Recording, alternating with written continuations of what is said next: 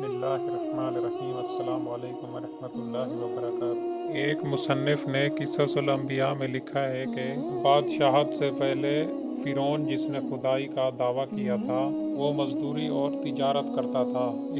ایک روز فرعون تنگ تھا جس کی وجہ سے وہ بازار کی طرف نکل پڑا۔ جب بازار پہنچا تو اس کی ملاقات حامان سے ہوئی۔ دونوں کے درمیان کافی گفتگو ہوئی۔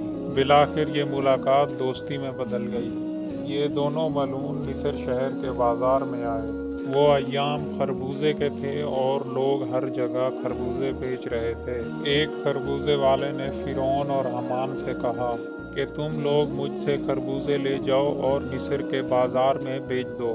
جب تم لوگ میرے تمام خربوزے فروخت کر لو گے تو ہم آپ لوگوں کو کھانے کے لیے بھی دیں گے۔ یہ باتیں سن کر فرعون حامان کی طرف متوجہ ہوا اور کہنے لگا، حامان تم یہاں رکو، میں اس آدمی سے خربوزے لے کر بازار جاتا ہوں۔ چنانچہ خربوزے لے کر فرعون بازار کی طرف روانہ ہوا۔ بازار پہنچ کر دکانداروں نے فرعون سے کہا کہ ہم تو سارا سامان ادھار خریدتے ہیں، جس کی جو قیمت ہوتی ہے سامان بک جانے کے بعد مالک کو اس کے پیسے ادا کر دیتے ہیں، اور یہی اس بازار کا دستور ہے۔ یہ باتیں سن کر فرعون سوچ میں پڑ گیا اور خربوزے ادھار پر بیچ کر واپس اپنی جگہ پر چلا گیا اور خربوزے کے مالک سے کہنے لگا، یہ کام اچھا نہیں ہے، اور فرعون وہاں سے چلا جاتا ہے۔ پھر وہ مصر کے بادشاہ کے خدمت میں حاضر ہوتا ہے، اپنی درخواست پیش کرتا ہے کہ میں بہت غریب ہوں اور کھانے پینے کے لیے بھی کچھ موجود نہیں۔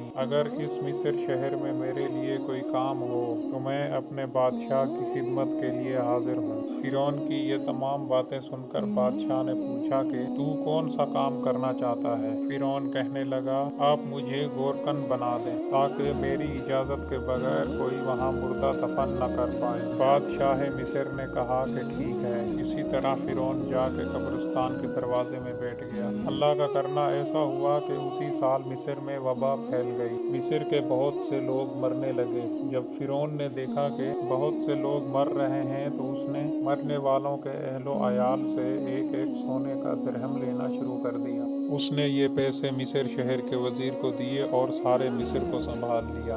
اس طریقے سے کچھ ہی دنوں میں اس کے پاس بہت سا پیسہ جمع ہو گیا۔ مصر کا بادشاہ فرعون کو پسند کرتا تھا۔ اتفاق سے مصر کا وزیر مر گیا اور بادشاہ نے فرعون کو مصر کا وزیر بنا دیا۔ اس وقت فرعون نے حامان سے کہا کہ میں خدائی کا دعویٰ کرنا چاہتا ہوں تاکہ تمام مخلوق مجھے معبود سمجھے اور میری پوجا کرے۔